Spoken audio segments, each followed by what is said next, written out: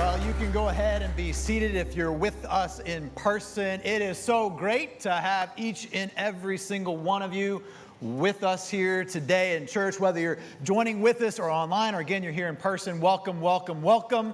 I hope you guys are having an awesome summer. You having an awesome summer? This has been an amazing summer for us here at the church, and there is still so much still to come, and I know you caught a ton of things in the announcements that are upcoming. But let me just spotlight two special things that are coming up. Tease you with them a little bit here today. First, this coming Saturday, we have a very special event. It's really for everyone, but it's especially for kids. We have a very crazy, cool car show that is coming up this Saturday, 10 to 2, right here at our Linfield campus out in the parking lot. You all are invited, but again, especially those of you with kids, we invite you to come. And if you happen to have a crazy, cool car, however you define cool, we would love to have your car as a part of the car show. So maybe you have a motorcycle or a Jeep or a classic car or a convertible or I don't know, whatever you consider a cool car. If you'd like to be a part of this, it's not too late to sign up to join us. You can see me, you can see Pastor Layton or Pastor Ryan. All of us are kind of putting this together as a team. And so that's coming up. And then, we already have our children's ministry up and running at our 10:30 service, ages 0 to 11. But we're hoping here in a few weeks to also have our 8:30 children's ministry up and running as well. In order to do that, we do need a few more people to be a part of the team. So if you love kids, you love seeing people, especially children and kids, come to know Christ and take their next steps in being and following Christ. If you like being a part of an amazing, fun team, then you want to see Pastor Ryan and get involved in our children's ministry. Now, if you don't like being part of fun stuff, if you don't like being on a fun team, you don't have to. But if you want to be a part of something that's cool, that's going on, again, we're hoping here in the month of August to have our 8:30 children's ministry up and running as well. Well, hey, didn't Pastor Brigham do an awesome job last week kicking off this brand new series? This brand new series entitled Better Choices, Fewer Regrets. Better Choices, Fewer Regrets. Again, I don't know about you, but I would love to make better choices throughout my life and live with fewer regrets. Is that you as well? That is definitely me. And kind of a theme verse for me throughout this entire series that we're in, it's found in the book of Proverbs. It's Proverbs chapter 27, verse 12. Here's what it says. It says, the prudent, the wise, those that make good, godly decisions, the prudent see danger and take refuge. But the simple, the unwise, those that make foolish decisions, the simple keep going and pay the penalty. Again, I don't know about you, but I want to be among the prudent. I want to be among the wise. I want to be amongst those that make good decisions and avoids the danger that's coming. And so what we're doing for these 4 weeks here is we're in this series, Better Choices, Fewer Regrets. And we're looking at 4 questions that we all can ask ourselves so that whenever we're faced with a choice, whatever that choice may be, 4 questions that we can ask ourselves so that we all can make a better decision, a better choice, and hopefully ultimately live with fewer regrets. And Pastor Brigham last week kicked off this special series by having us take a look at the question, what story do I want to tell?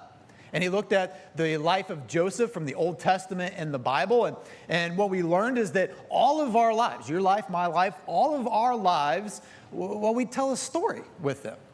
By every decision we make, every choice we make, everything that we say, everything that we do, ultimately that tells the story of our life. It may be a good story, it may be a bad story, it may be a horrible story, but all of our lives ultimately tell a story. And so, one thing that we can do whenever we're faced with a choice, a decision, one thing that we can do is take a step back and ask the very simple question, what story do I want to tell? And again, I want to tell a good story with my life. So I ask myself the question, what story do I want to tell? I try to answer that question honestly, and then I try to do what I feel like would help me make the best choice, the best decision, the most godly decision, and tell the best story with my life. That was Pastor Brigham's question from last week. This week, we're going to move on to question number 2. And I don't want to bury the lead for you here today. I'll give it to you right here at the top. The second question that we're going to look at today is simply this. Am I being honest with myself? Really? Am I being honest with myself? Really? Am I telling myself the truth? Or am I allowing myself to lie to myself, be deceitful to myself, to lead myself astray?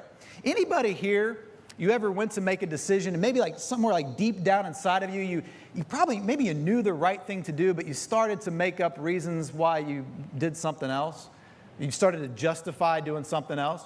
Let me give you an example here of what I'm talking about. Many of you know, I love to go hiking. In fact, this past week, I was up in New Hampshire. I love to go hiking, and I'll hike in the summer, I'll hike in the winter, I'll hike in the spring, the fall. I mean, I'll go all year round. I'm a pretty avid hiker.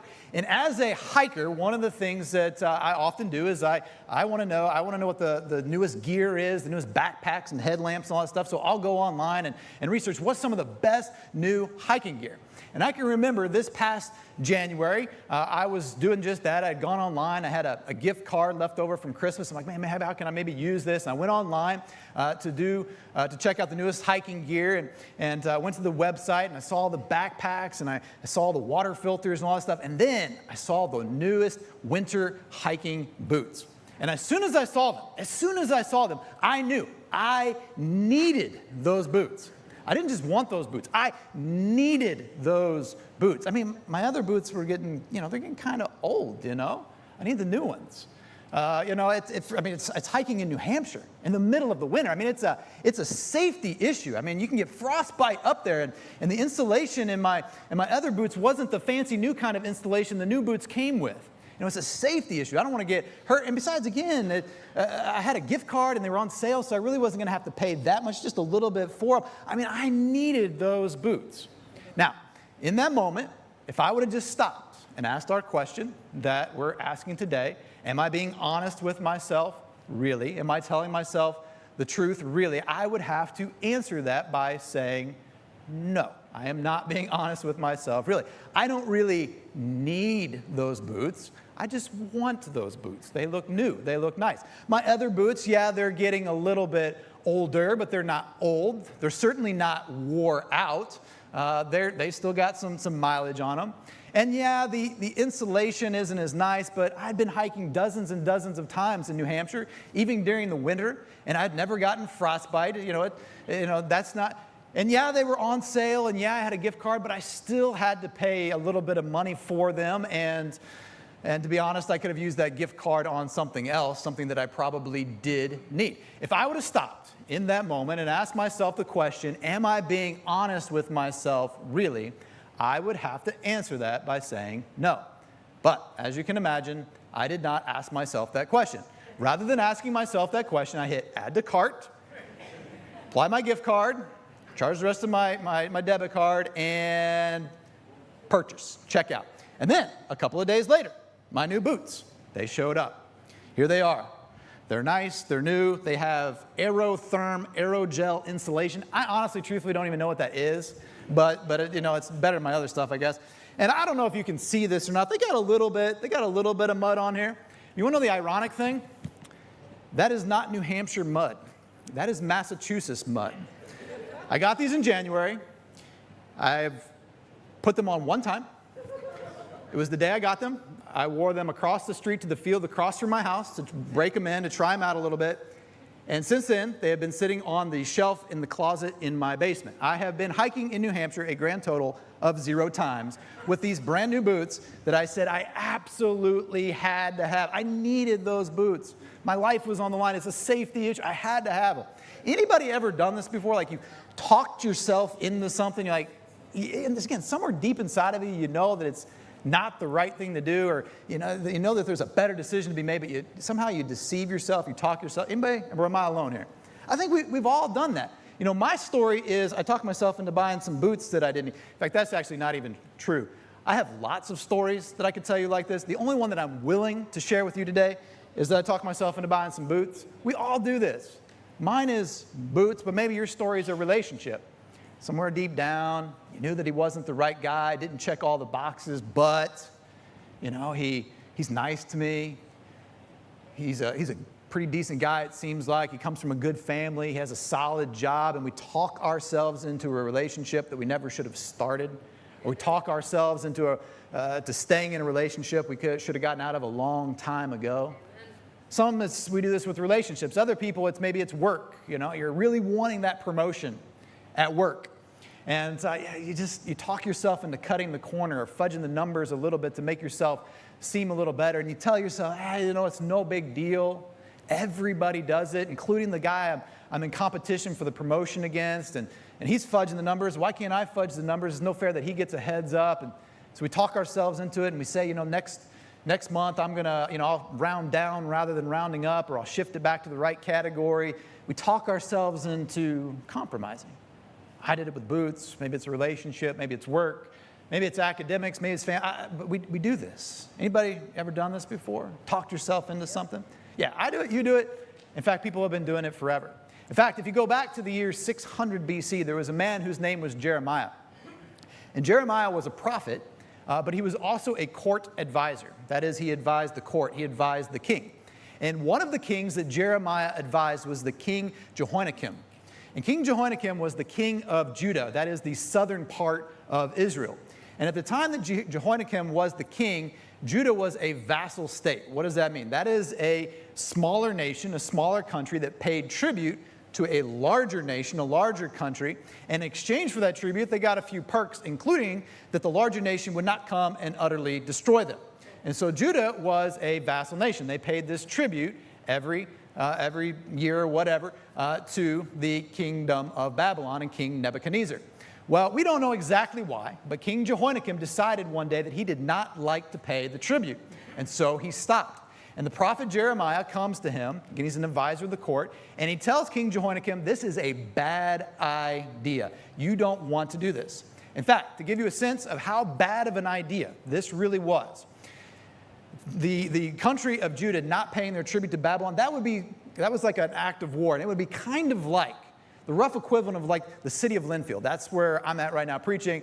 That would be like the city of Linfield declaring war on the United States of America. Now, we have a pretty awesome police department here in town, but the Linfield Police Department, compared to the United States military, that's not very good odds.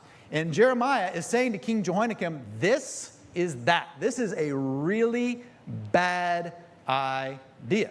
And furthermore, not only am I an advisor to the court, but I am a prophet, and I am telling you that this is not God's will for you or God's will for the people. But Jehoiakim was the king, and kings are kings. Kings can do what kings like or not do what kings don't want to do, and he did not want to pay the tribute, so he didn't. Sure enough, King Nebuchadnezzar finds out that the tribute is not paid, and so he sends the royal army down to Jerusalem. They besiege the city. They end up breaking through the walls. They capture King Jehoiakim. They put him in chains, and they take him back to Babylon, and King Nebuchadnezzar adds King Jehoiakim to his king collection. That's right. King Nebuchadnezzar had a king collection. Now, I collect stamps. My grandmother, when I was born, 1980, she actually bought me the complete year's stamps for 1980, and many years after. I got a pretty nice stamp collection. I collect stamps. King Nebuchadnezzar, he collected kings. And not only did he collect them, but on occasion, he would bring them out. He would parade them out. And he would have them stand in a line, one behind the other, and one would put their hand on the person, on the king in front of them. And the reason they had to put their hand on the king in front of them is because in addition to having them bonded with gold chains, King Nebuchadnezzar actually had their eyes torn out. They were blind. And they would parade, they would walk around at King Nebuchadnezzar's pleasure. That's what's going on in Babylon. Back in Judah, King Nebuchadnezzar had appointed a successor to Jehoiakim, and that was King Jehoiachin. And he was king for all of about 3 months before the same thing happened. King Nebuchadnezzar comes, takes him out of the city, binds him in chains, tears out his eyes, and adds him to his king collection. Now, as you can imagine, in this moment, there's not very many people who are signing up to be king of Judah. But every kingdom needs a king. And so King Nebuchadnezzar appoints a man named Zedekiah to be king. And you would think in this moment, the king Zedekiah would do a little self-reflection and think, I know it happened to the two guys before me. I'm going to do things differently. But for whatever reason, King Zedekiah also decides that he is not going to pay the tribute. Now, maybe he's thinking, again, I don't know what he's thinking, but maybe he's thinking, you know what, I'm King Zedekiah, that's King Nebuchadnezzar. We're both kings. I'm a king, he's a king. He can do what he wants, I can do what I want. Again, I don't want to pay the tribute. Maybe he's thinking, you know what, I've made some new friends with some new buddies down in Egypt, and if King Nebuchadnezzar comes back, I will just call my friends and they will come to help me, and we'll tag team and we'll double up on them and I'll be safe. Maybe that's what he's thinking. If that was his thought, it wasn't a very good thought because Egypt never came to their rescue. Or maybe he's just thinking, you know what, we're this tiny little nation of Judah. Nobody's going to care about us. King Nebuchadnezzar, he's bothered with us twice. There's no way that he's going to come back a third time. It's just not worth it. We're too small. Again, if that was his thought, it didn't go very well either. Because King Nebuchadnezzar hears that the tribute is not being paid. And he knows if he allows one vassal state to not pay that tribute, that others will follow suit. And so not only does King Nebuchadnezzar send the royal army, but he leads the royal army down to Jerusalem. They gather around the city, they besiege the city. And it's at this moment when King Zedekiah looks out over the city wall, he realizes the grave, grave, grave mistake that he has made. And he goes to Jeremiah. He says, Jeremiah, what can we do? And Jeremiah looks at him and says, it is far too late. The best thing you could do right now is open the city gates and beg for mercy. But Zedekiah knew the fate that awaited him if he did that. And so, under the cover of night, he gathered his family together and tried to sneak out the back city gate. He was caught, his family was caught, and Zedekiah was forced to stand there and watch his family be butchered, slaughtered by King Nebuchadnezzar. And that would be the last thing that King Zedekiah would ever see, because his eyes were torn out, he was bonded in chains and hauled off to Babylon to be a part of King Nebuchadnezzar's king collection. So a few things from that. Number one, don't let anybody ever tell you that the Bible is boring, because that is like Hollywood movie stuff right there. But we hear that story and we're like, what was he thinking? How could someone be so foolish to think that they're going to get away with that? How could somebody even come close to talking themselves into believing that they were going to be able to pull this off? Didn't he learn anything from those who came before him? Well, the key to understanding what was going on in Zedekiah's mind, and the key to understanding what's going on in our minds when we make decisions that don't make sense, whether it's buying a new pair of boots or getting a relationship or whatever, the key to understanding how we mislead and deceive ourselves into making choices sometimes that we even know deep down it's not the right choice. The key to understanding that is actually found in the book of Jeremiah. And it's actually a verse that we looked at back in February, but for those of you who were not with us back then, and for the 99% of you who were with us but forgot what I said back then, let's take a look at it here again. It's Jeremiah chapter 17, verse 9. Jeremiah chapter 17, verse 9. And here's what it says. Again, this is the verse. It explains how we mislead ourselves. It explains how Zedekiah misled himself. Here's what it says. Jeremiah chapter 17, verse 9. It says the heart. Zedekiah's heart, your heart, my heart, their heart, your kid's heart, all of our hearts. The heart is deceitful. The heart misleads us. The heart lies. The heart leads us astray. And that's true of all of us. It doesn't matter how old you are. It doesn't matter how smart you are. It doesn't matter how sophisticated you are. It doesn't matter how rich you are.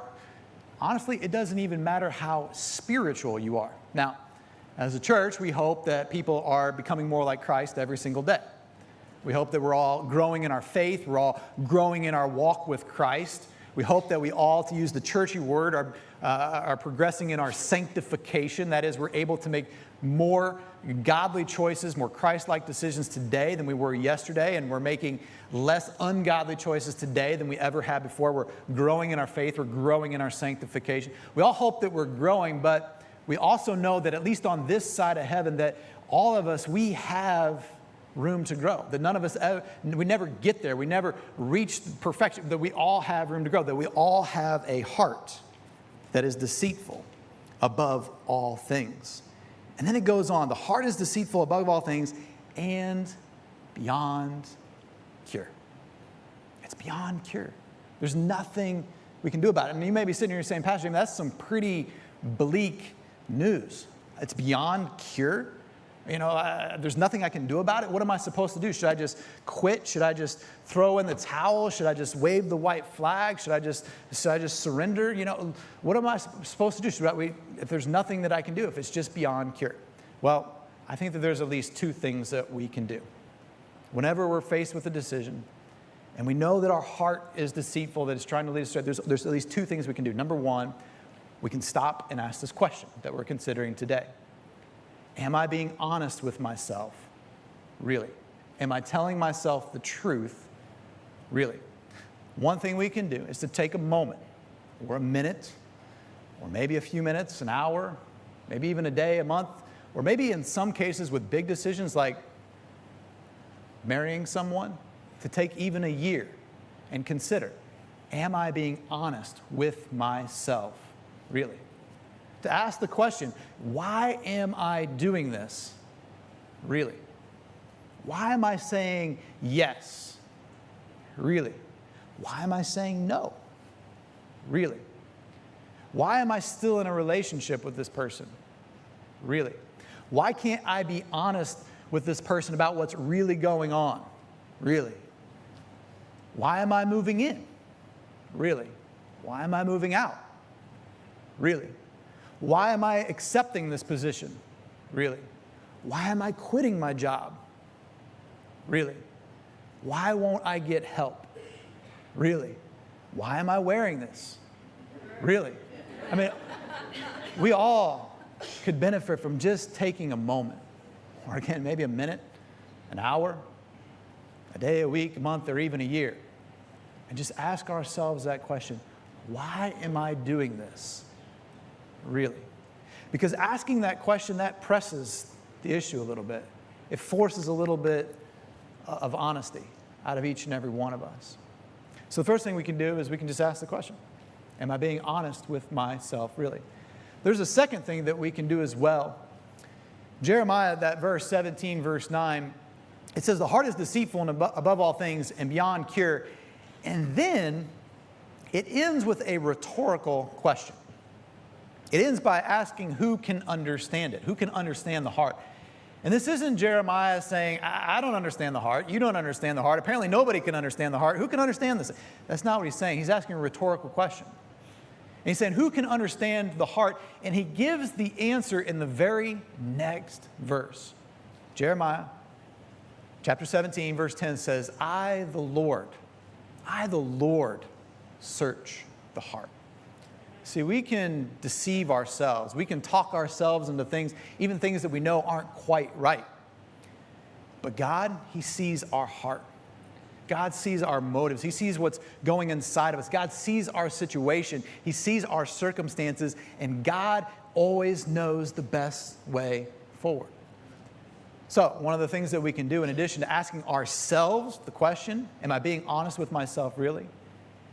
Is to trust God with our decision, to trust God with our choice, to say, God, I don't know. My heart is corrupt. My heart deceives me, but Lord, I know that you know the best way forward, so I'm going to trust you with my decision. I like to think of it like this. I am actually horrible at basketball. I am horrible at basketball. I've said this before. I have two sons. Jack is my 14-year-old. He's about my height, and basketball is his sport. Now, he plays on the team. He's usually one of the better kids on the team. He's pretty good at basketball. So as you can expect, whenever I play basketball with my son, Jack, I often lose. One-on-one beats me about every single time. I also have a son, Lucas. That's my 9-year-old. And Lucas is only about 2/3 my height. Again, he's 9, and basketball is not his sport. He plays flag football. He plays baseball. He doesn't play basketball. But when he plays basketball with me, I will admit, I often lose to my 9-year-old who is 2/3 my height. I am bad at basketball. Last time we played a game of horse. I lost H-O-R-S-E to his H-O-R. I am horrible. We'll see if I can do it here. See if I can dribble through my legs. Sort of. That's about all I got right there. I could do it standing here. If we were in a game, I couldn't even do that, and that was awkward to start with. So I am horrible at basketball. This basketball in my hands is virtually worthless. I can't do hardly anything with it.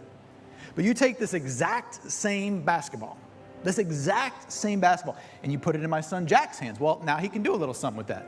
He's going to be on the team. He's going to score some points in each game. But if you take this exact same basketball and then you put the same basketball in like LeBron's hands, well, now you're talking multiple NBA championships. Or you take this same basketball and you put it in Steph Curry's hands, well, now you're scoring three-pointers from 22, 23 feet away over the top of guys that are 6.5, 7 feet tall.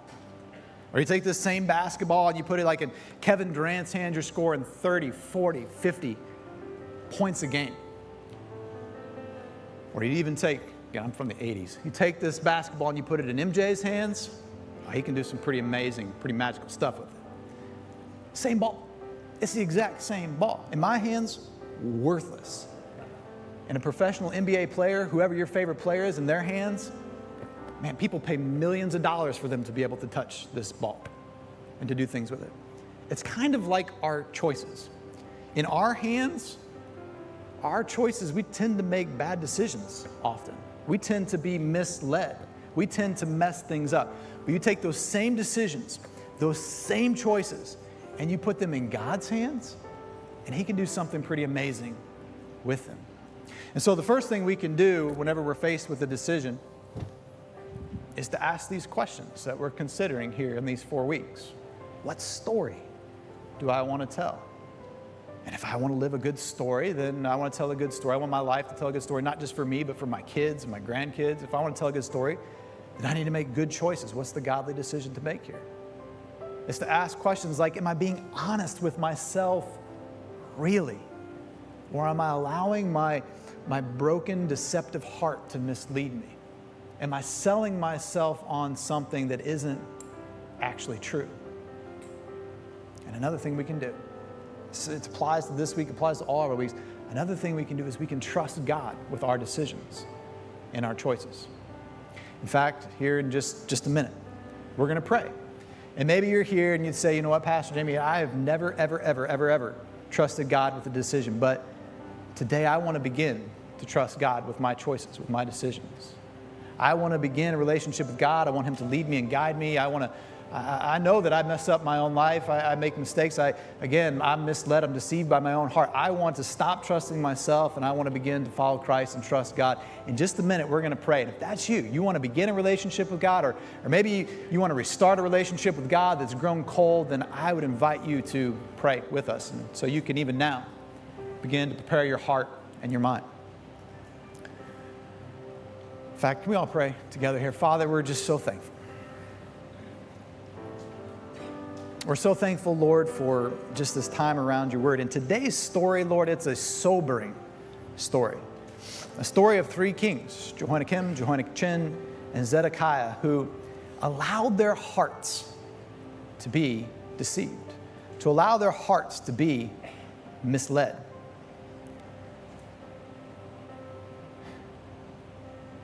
But Lord, I pray that all of us, we would learn from those stories, and we would not follow in their path. Lord, that all of us would stop and we would take a moment or a year. And Lord, we would just ask the question, am I being honest with myself really? We would ask that question, but Lord, then we would answer honestly. And then ultimately, God, we would make the right godly decision. With every head bowed and every eye closed, I just want to, with only me looking around, I do want to just give each of us the opportunity. Maybe you are here today. Maybe you are here today, and again, you've never had a relationship with Christ. You've never allowed God to lead you and guide you. If you're honest, you've made all of the decisions, all the choices, all of your life. But today, maybe you recognize that you've made some bad decisions. You're not very good at leading your own life, and you want to say, today, I want to allow God to lead my life. I want God to help me to make my choices and decisions. If you're here today and you want to begin a relationship with Christ or restart a relationship with Christ, I promise I won't embarrass you. I won't put you on the spot. Nobody's looking around, only me. But if you're here today and you want to begin a relationship with Christ, I would love the opportunity to pray for you. And I would just like to know who I'm praying for. So if you're here today and you'd like to begin a relationship with Christ, if you just sneak your hand up, I'd love to pray for you today. See your hand in the back there, ma'am. See your hand up there in the balcony. Anybody else here today? Today, I see your hand back there. See your hand, sir. Anybody else here today? Today is that you want to begin a relationship with Christ. You want to begin a relationship with God. You again want to follow God and allow Him to lead you, to guide you, to help you make these choices and decisions throughout life. Would you just raise your hand? I'd love to pray for you. See your hand there, sir. See your hand there. Anybody else here today? See your hand there, buddy. See your hand, ma'am. I see your hand there, sir. Father, for each and every one that raised their hand today, Lord, I pray you'd solidify that decision upon their heart. And Lord, that they would follow you with all their heart, soul, mind, and strength. God, that they would stop making their own decisions their way, stop being misled by their own hearts, their own minds, but God, that they would follow you and allow you to help them, to lead them, to guide them, to make these decisions throughout their life. God, solidify that decision upon their heart today. In Jesus' name we pray. Amen.